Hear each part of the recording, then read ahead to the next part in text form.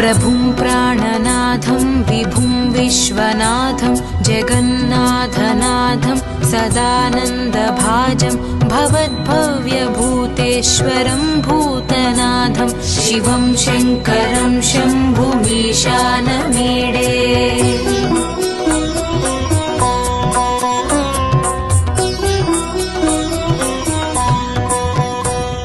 गळेरुण्डमालं तनौ सर्पजालं महाकालकालं गणेशादिपालं जटाजूटगङ्गोत्तरं गैर्विशालं शिवं शङ्करं शम्भुमीशानमीडे।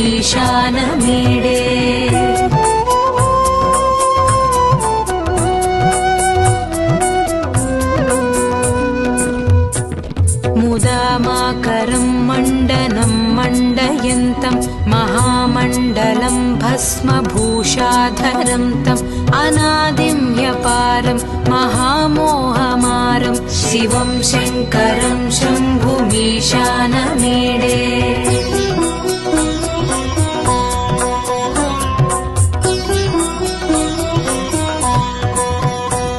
वटाधोनिवासं महाटाट्टहासं महापापनाशं सदा सुप्रकाशं गिरीशं गणेशं सुरेशं महेशं शिवं शङ्करं शम्भुमीशानमीडे।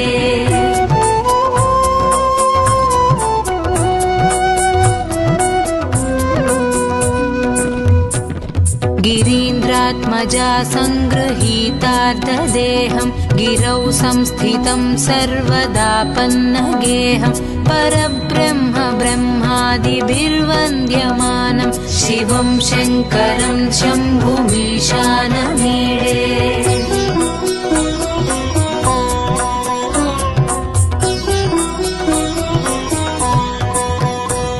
कपालं त्रिशूलं कराभ्यां दधानं पदाम्भोजनं रायकामं ददानं बलिवर्धमानं सुराणां प्रधानं शिवं शङ्करं शम्भुमीशानमीडे।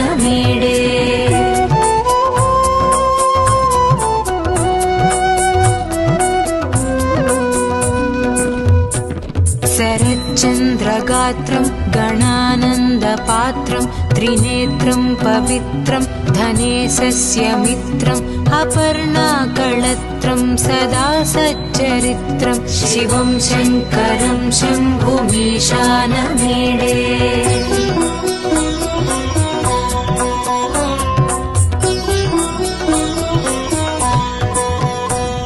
हरं सर्पहारं चिताभूविहारं भवं वेदसारं सदा निर्विकारं श्मशाने वसन्तं मनोजं दहन्तं शिवं शङ्करं शम्भुमीशानमीडे।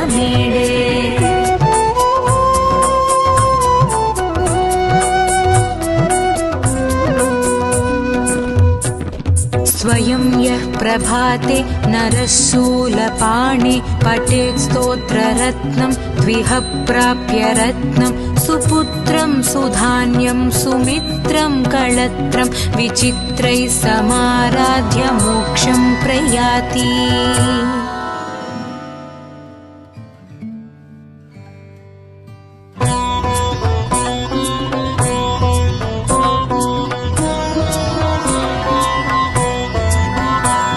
प्रभुं प्राणनाथं विभुं विश्वनाथं जगन्नाथनाथं सदानन्दभाजं भवद्भव्यभूतेश्वरं भूतनाथं शिवं शङ्करं शम्भुमीशानमीडे।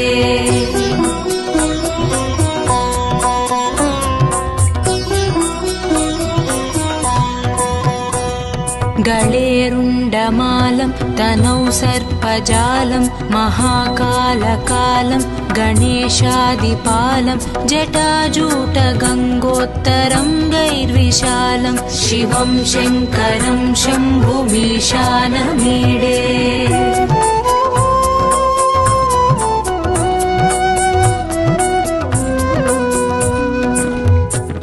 मुदामाकरं मण्डनं मण्डयन्तं महामण्डलं कालं भस्मभूषाधरं तम् अनादिं ह्यपारं महामोहमारं शिवं शङ्करं शम्भुमीशानमीडे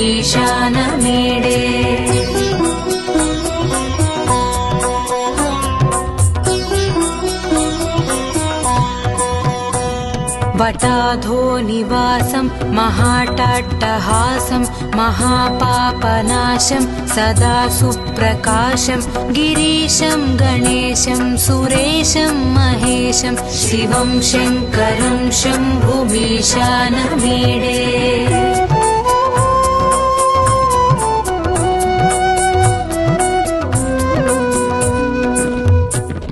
गिरीन्द्रात्मजा सङ्गृहीतार्धदेहं गिरौ संस्थितं सर्वदापन्नगेहं परब्रह्म ब्रह्मादिभिर्वन्द्यमानं शिवं शङ्करं शम्भुमीशानमीडे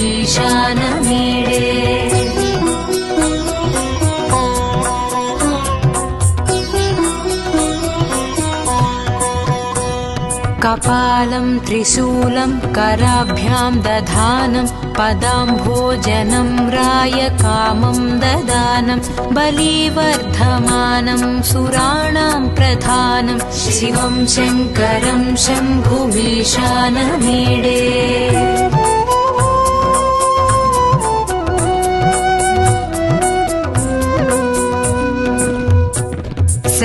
शरच्चन्द्रगात्रं गणानन्दपात्रं त्रिनेत्रं पवित्रं धनेशस्य मित्रम् अपर्णाकळत्रं सदा सच्चरित्रं शिवं शङ्करं शम्भुमीशानमीडे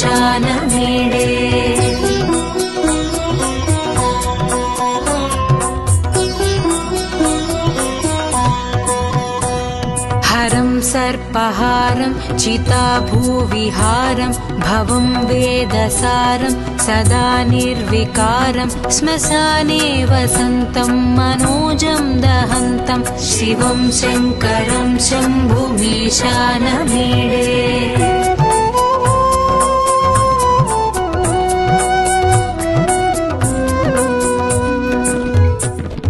स्वयं यः प्रभाते नरः शूलपाणे पठेत् स्तोत्ररत्नं द्विह प्राप्य रत्नं सुपुत्रं सुधान्यं सुमित्रं कळत्रं विचित्रैः समाराध्य मोक्षं प्रयाति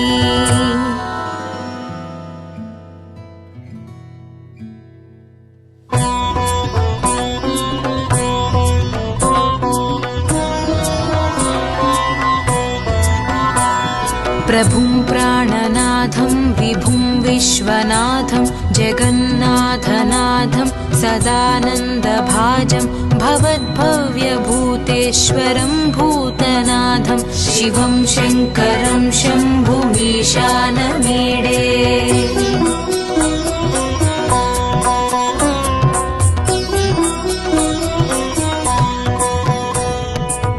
गळेरुण्डमालं तनौ सर्पजालं महाकालकालं गणेशादिपालं जटाजूटगङ्गोत्तरं गैर्विशालं शिवं शङ्करं शम्भुमीशानमीडे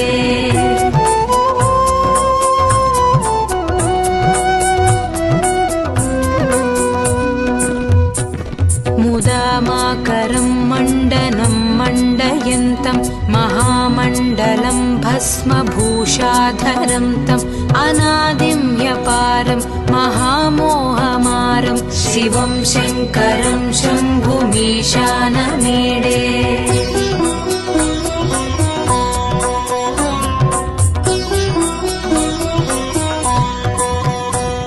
वटाधो निवासं महाटाट्टहासं महापापनाशं सदा सुप्रकाशं गिरीशं गणेशं सुरेशं महेशं शिवं शङ्करं शम्भुमीशानमीडे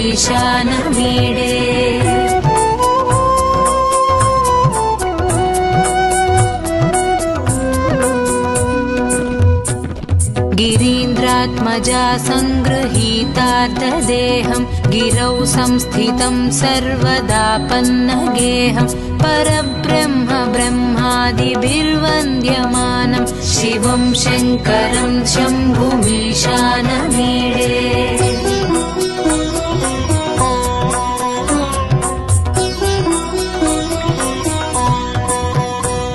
कपालं त्रिशूलं कराभ्यां दधानं पदाम्भोजनं रायकामं ददानं बलिवर्धमानं सुराणां प्रधानं शिवं शङ्करं शम्भुमीशानमीडे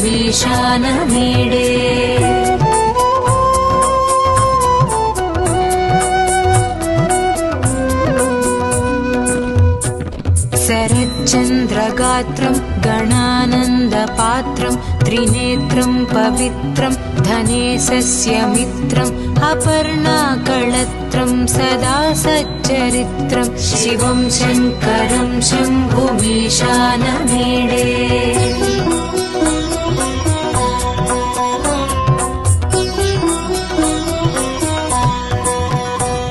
हरं सर्पहारं चिताभूविहारं भवं वेदसारं सदा निर्विकारं श्मशाने वसन्तं मनोजं दहन्तं शिवं शङ्करं शम्भुमीशानमीडे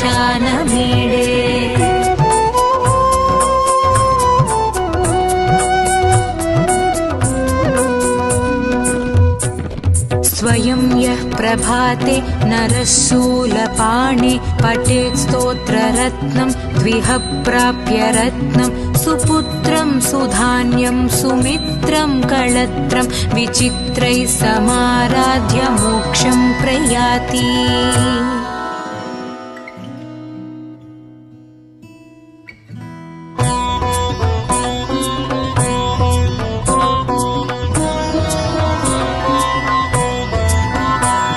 प्रभुं प्राणनाथं विभुं विश्वनाथं जगन्नाथनाथं सदानन्दभाजं भवद्भव्यभूतेश्वरं भूतनाथं शिवं शङ्करं शम्भुमीशानमीडे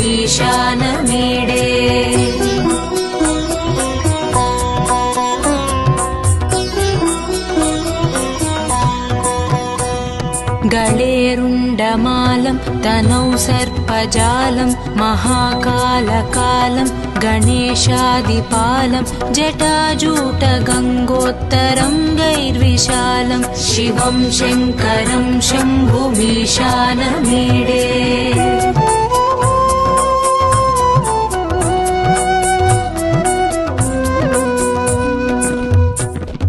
मुदामाकरं मण्डनं मण्डयन्तं महामण्डलं भस्मभूषाधरं तम् अनादिं ह्यपारं महामोहमारं शिवं शङ्करं शम्भुमीशानमीडे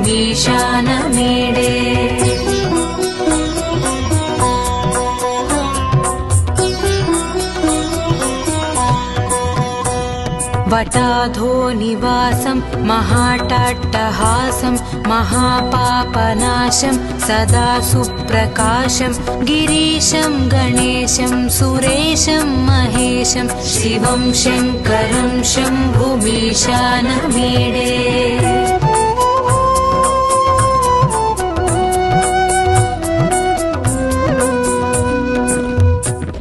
गिरीन्द्रात्मजा सङ्गृहीतार्धदेहं गिरौ संस्थितं सर्वदापन्नगेहं परब्रह्म ब्रह्मादिभिर्वन्द्यमानं शिवं शङ्करं शम्भुमीशानमीडे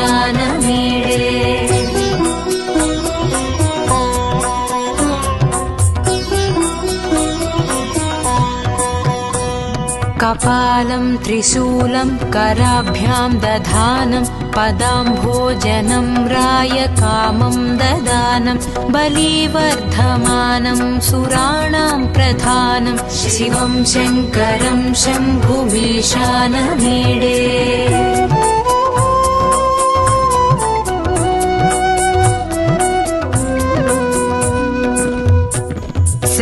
शरच्चन्द्रगात्रं गणानन्द ज्ञानानन्दपात्रं त्रिनेत्रं पवित्रं धनेशस्य मित्रम् अपर्णाकळत्रं सदा सच्चरित्रं शिवं शङ्करं शम्भुमीशानमीडे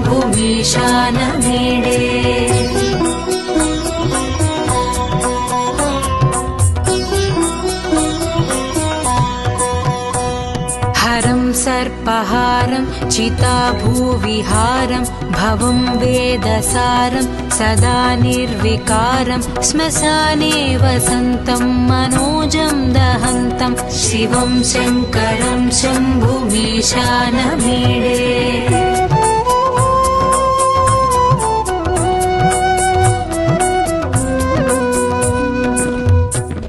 स्वयं यः प्रभाते नरः शूलपाणे पठेत् स्तोत्ररत्नं द्विह प्राप्य रत्नं सुपुत्रं सुधान्यं सुमित्रं कळत्रं विचित्रैः समाराध्य मोक्षं प्रयाति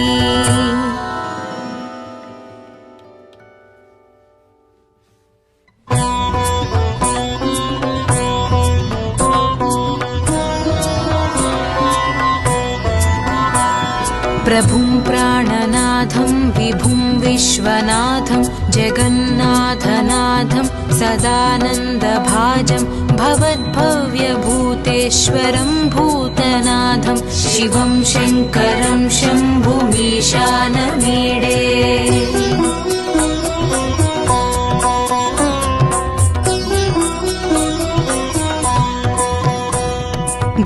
गळेरुण्डमालं तनौ सर्पजालं महाकालकालं गणेशादिपालं जटाजूटगङ्गोत्तरं गैर्विशालं शिवं शङ्करं शम्भुमीशानमीडे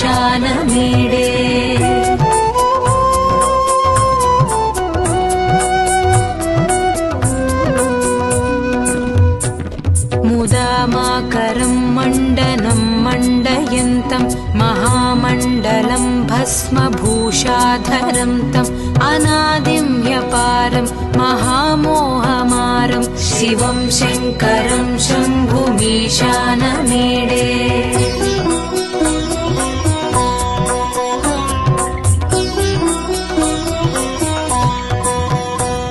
वटाधो निवासं महाटाट्टहासं महापापनाशं सदा सुप्रकाशं गिरीशं गणेशं सुरेशं महेशं शिवं शङ्करं शम्भुमीशानमीडे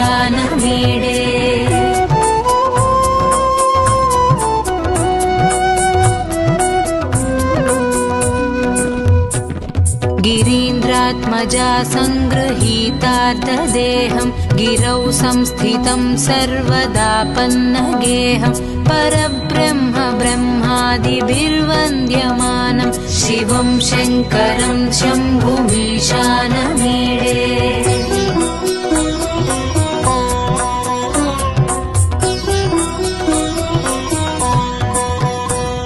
कपालं त्रिशूलं कराभ्यां दधानं पदाम्भोजनं रायकामं ददानं बलिवर्धमानं सुराणां प्रधानं शिवं शङ्करं शम्भुमीशानमीडे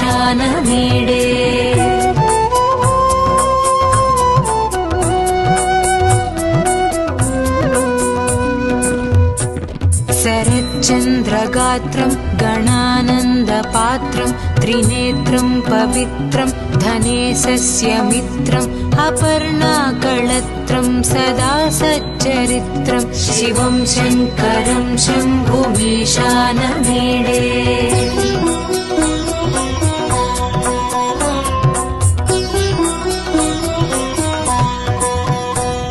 हरं सर्पहारं चिताभूविहारं भवं वेदसारं सदा निर्विकारं श्मशाने वसन्तं मनोजं दहन्तं शिवं शङ्करं शम्भुमीशानमीडे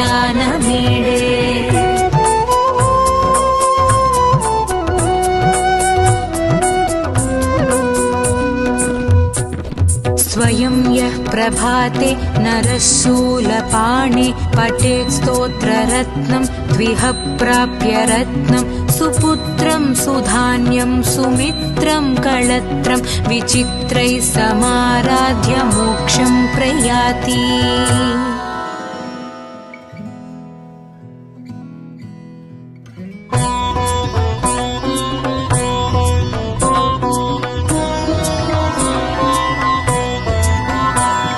प्रभुं प्राणनाथं विभुं विश्वनाथं जगन्नाथनाथं सदानन्दभाजं भवद्भव्यभूतेश्वरं भूतनाथं शिवं शङ्करं शम्भुमीशानमीडे।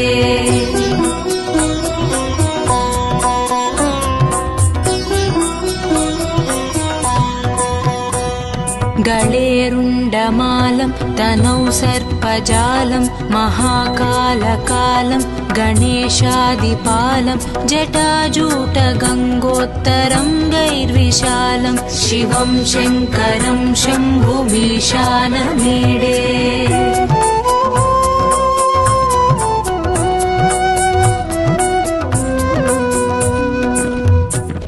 मुदामाकरं मण्डनं मण्डयन्तं महामण्डलं भस्मभूषाधरं तम् अनादिं ह्यपारं महामोहमारं शिवं शङ्करं शम्भुमीशानमीडे।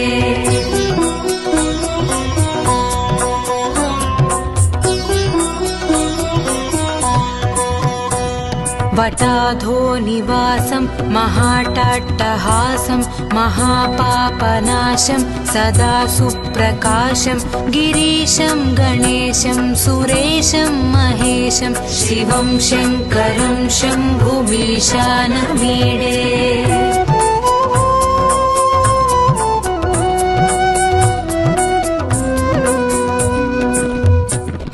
गिरीन्द्रात्मजा सङ्गृहीतार्थदेहं गिरौ संस्थितं सर्वदा पन्नगेहं परब्रह्म ब्रह्मादिभिर्वन्द्यमानं शिवं शङ्करं शम्भुमीशानमीडे।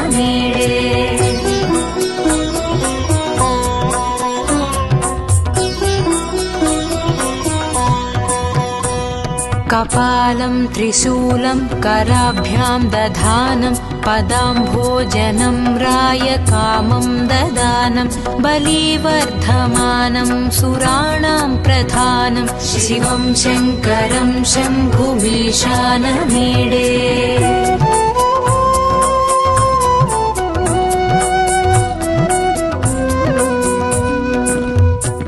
शरच्चन्द्रगात्रं गणानन्दपात्रं त्रिनेत्रं पवित्रं धनेशस्य मित्रम् अपर्णाकळत्रं सदा सच्चरित्रं शिवं शङ्करं शम्भुमीशानमीडे।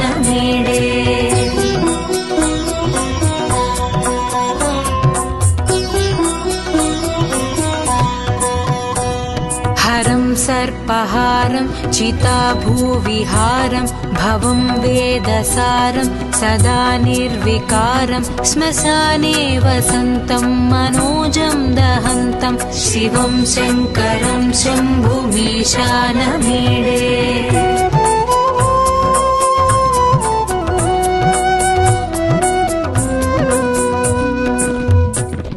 स्वयं यः प्रभाते नरः शूलपाणे पठेत् स्तोत्ररत्नं द्विह प्राप्य रत्नं सुपुत्रं सुधान्यं सुमित्रं कळत्रं विचित्रैः समाराध्य मोक्षं प्रयाति।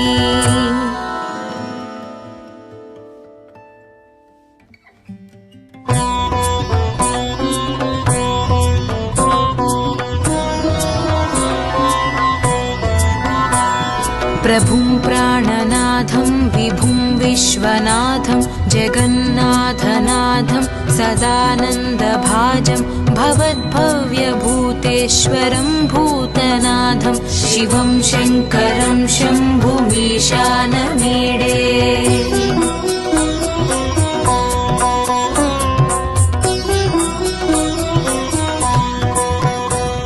गळेरुण्डमालं तनौ सर्पजालं महाकालकालं गणेशादिपालं जटाजूटगङ्गोत्तरङ्गैर्विशालं शिवं शङ्करं शम्भुमीशानमीडे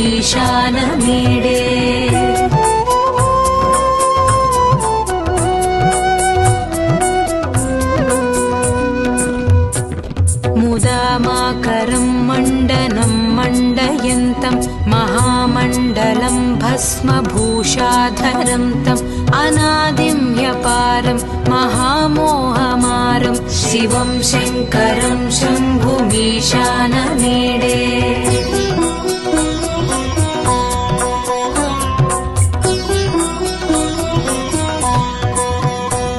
वटाधो निवासं महाटाट्टहासं महापापनाशं सदा सुप्रकाशं गिरीशं गणेशं सुरेशं महेशं शिवं शङ्करं शम्भुमीशानमीडे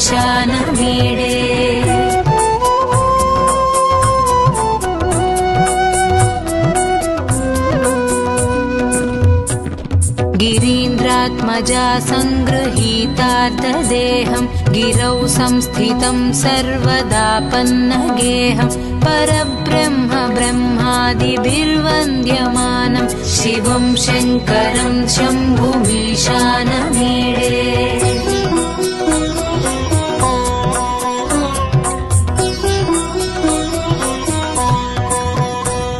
कपालं त्रिशूलं कराभ्यां दधानं पदाम्भोजनं रायकामं ददानं बलिवर्धमानं सुराणां प्रधानं शिवं शङ्करं शम्भुमीशानमीडे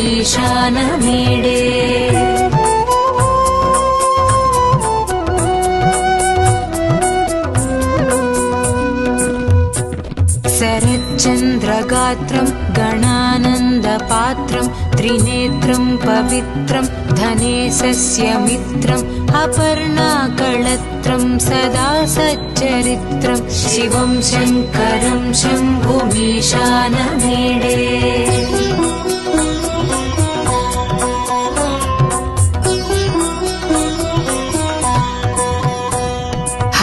सर्पहारं चिताभूविहारं भवं वेदसारं सदा निर्विकारं श्मशाने वसन्तं मनोजं दहन्तं शिवं शङ्करं शम्भुमीशानमीडे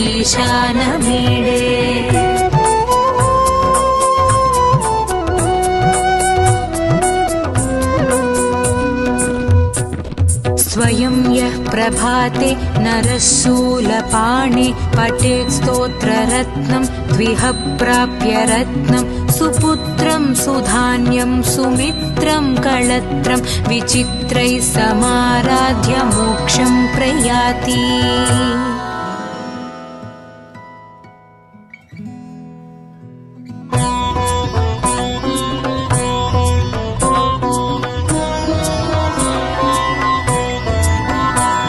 प्रभुं प्राणनाथं विभुं विश्वनाथं जगन्नाथनाथं सदानन्दभाजं भवद्भव्यभूतेश्वरं भूतनाथं शिवं शङ्करं शम्भुमीशानमीडे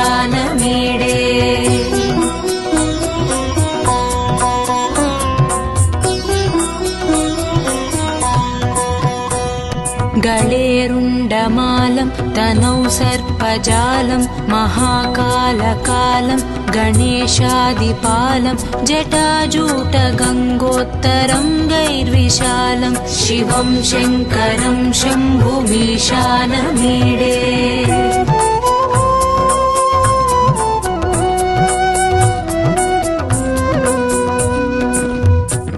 मुदामाकरं मण्डनं मण्डयन्तं महामण्डलं भस्मभूषाधरं तम् अनादिं ह्यपारं महामोहमारं शिवं शङ्करं शम्भुमीशानमीडे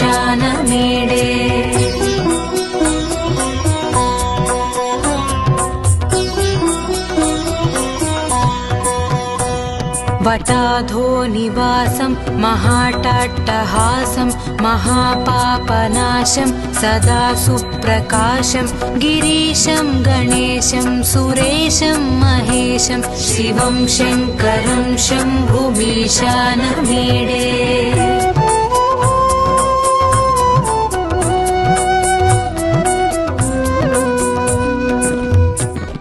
गिरीन्द्रात्मजा सङ्गृहीतार्धदेहं गिरौ संस्थितं सर्वदापन्नगेहं परब्रह्म ब्रह्मादिभिर्वन्द्यमानं शिवं शङ्करं शम्भुमीशानमीडे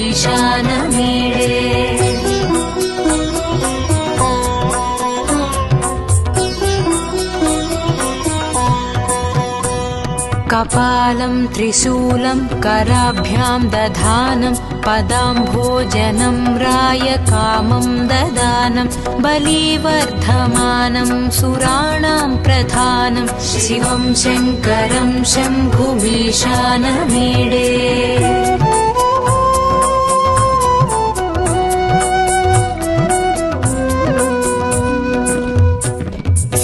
शरच्चन्द्रगात्रं गणानन्दपात्रं त्रिनेत्रं पवित्रं धनेशस्य मित्रम् अपर्णाकळत्रं सदा सच्चरित्रं शिवं शङ्करं शम्भुमीशानमीडे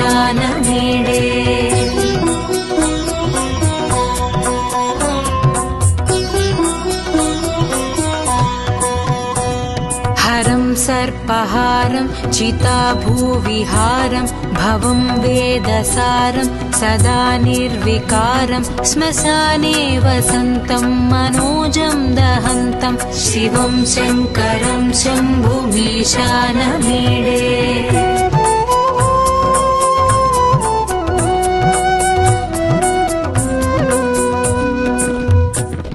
स्वयं यः प्रभाते नरः शूलपाणे पठेत् स्तोत्ररत्नं द्विह प्राप्य रत्नं सुपुत्रं सुधान्यं सुमित्रं कळत्रं विचित्रैः समाराध्य मोक्षं प्रयाति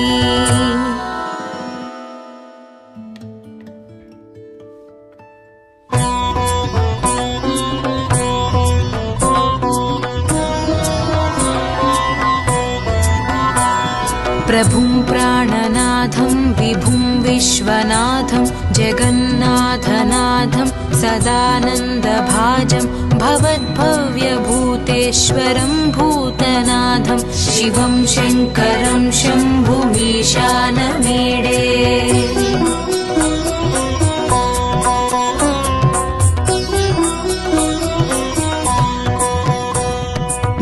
गळेरुण्डमालं तनौ सर्पजालं महाकालकालं गणेशादिपालं जटाजूटगङ्गोत्तरं गैर्विशालं शिवं शङ्करं शम्भुमीशानमीडे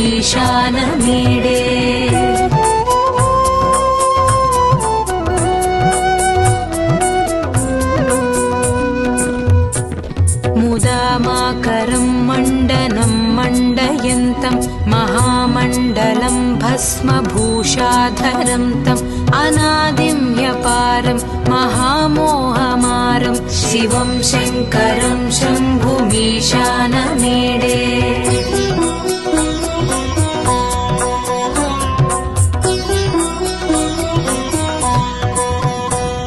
वटाधो निवासं महाट्टहासं महापापनाशं सदा सुप्रकाशं गिरीशं गणेशं सुरेशं महेशं शिवं शङ्करं शम्भुमीशानमीडे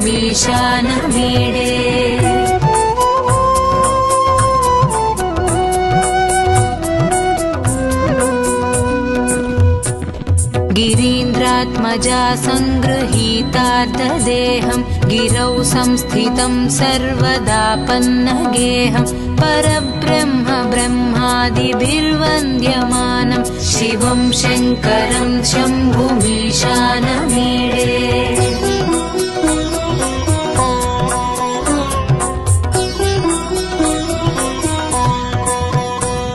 कपालं त्रिशूलं कराभ्यां दधानं पदाम्भोजनं रायकामं ददानं बलिवर्धमानं सुराणां प्रधानं शिवं शङ्करं शम्भुमीशानमीडे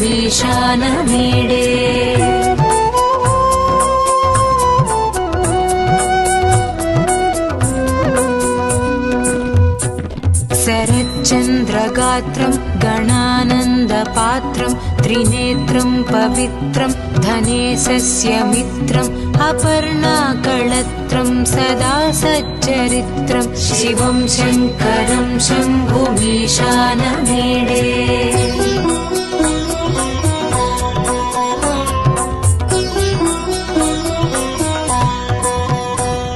हरं सर्पहारं चिताभूविहारं भवं वेदसारं सदा निर्विकारं श्मशाने वसन्तं मनोजं दहन्तं शिवं शङ्करं शम्भुमीशानमीडे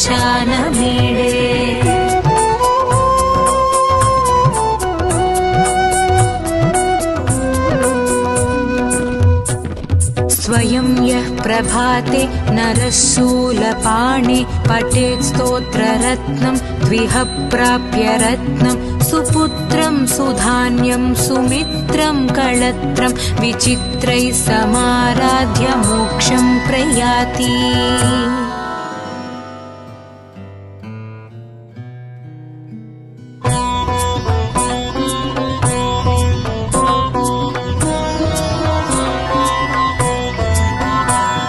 प्रभुं प्राणनाथं विभुं विश्वनाथं जगन्नाथनाथं सदानन्दभाजं भवद्भव्यभूतेश्वरं भूतनाथं शिवं शङ्करं शम्भुमीशानमीडे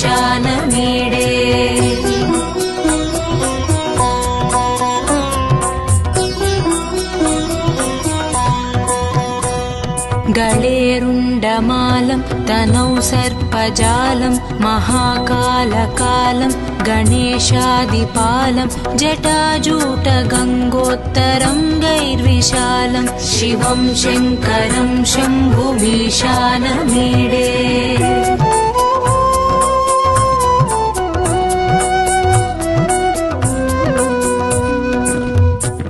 मुदामाकरं मण्डनं मण्डयन्तं महामण्डलं भस्मभूषाधरं तम् अनादिं ह्यपारं महामोहमारं शिवं शङ्करं शम्भुमीशानमीडे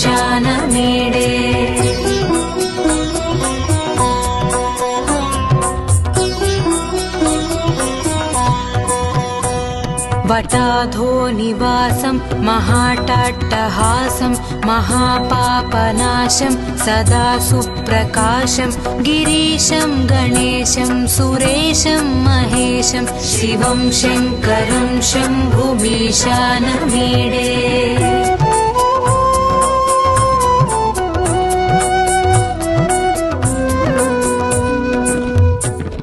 गिरीन्द्रात्मजा सङ्गृहीतार्धदेहं गिरौ संस्थितं सर्वदा पन्नगेहं परब्रह्म ब्रह्मादिभिर्वन्द्यमानं शिवं शङ्करं शम्भुमीशानमीडे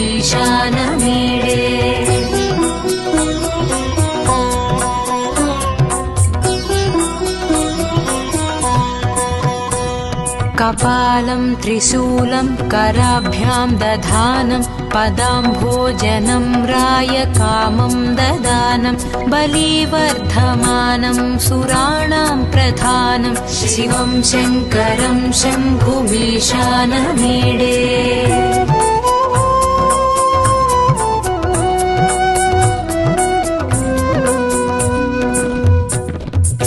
शरच्चन्द्रगात्रं गणानन्दपात्रं त्रिनेत्रं पवित्रं धनेशस्य मित्रम् अपर्णाकळत्रं सदा सच्चरित्रं शिवं शङ्करं शम्भुमीशानमीडे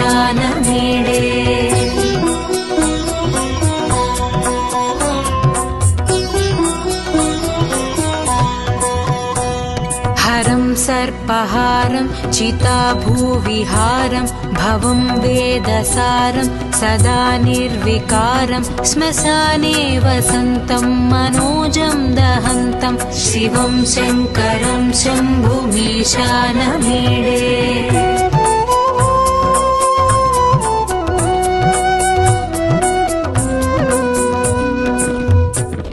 स्वयं यः प्रभाते नरः शूलपाणे पठेत् स्तोत्ररत्नं द्विह प्राप्य रत्नं सुपुत्रं सुधान्यं सुमित्रं कळत्रं विचित्रैः समाराध्य मोक्षं प्रयाति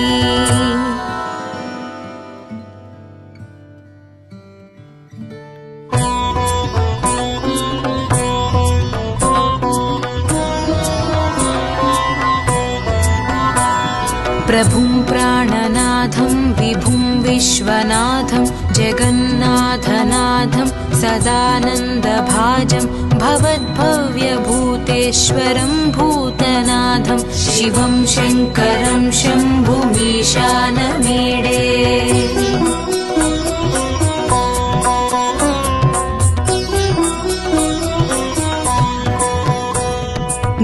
गळेरुण्डमालं तनौ सर्पजालं महाकालकालं गणेशादिपालं जटाजूटगङ्गोत्तरं गैर्विशालं शिवं शङ्करं शम्भुमीशानमीडे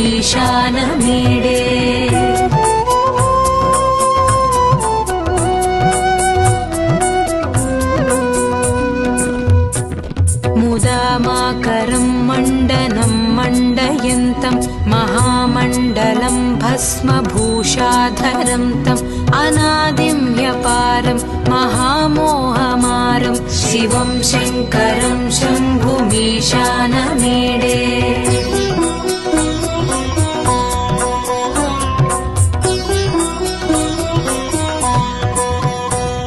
वटाधो निवासं महाटाट्टहासं महापापनाशं सदा सुप्रकाशं गिरीशं गणेशं सुरेशं महेशं शिवं शङ्करं शम्भुमीशानमीडे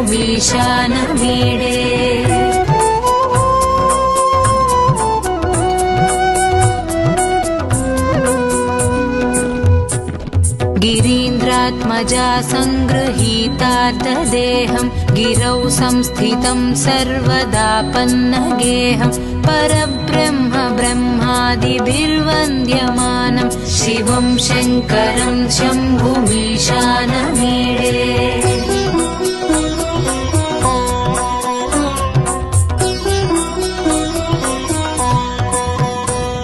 कपालं त्रिशूलं कराभ्यां दधानं पदाम्भोजनं रायकामं ददानं बलिवर्धमानं सुराणां प्रधानं शिवं शङ्करं शम्भुमीशानमीडे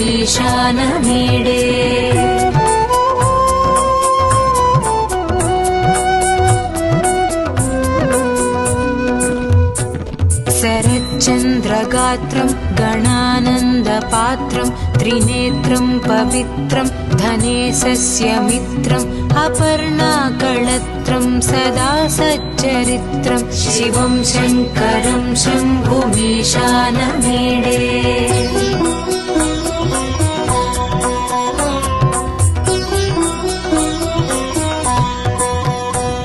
हरं सर्पहारं चिताभूविहारं भवं वेदसारं सदा निर्विकारं श्मशाने वसन्तं मनोजं दहन्तं शिवं शङ्करं शम्भुमीशानमीडे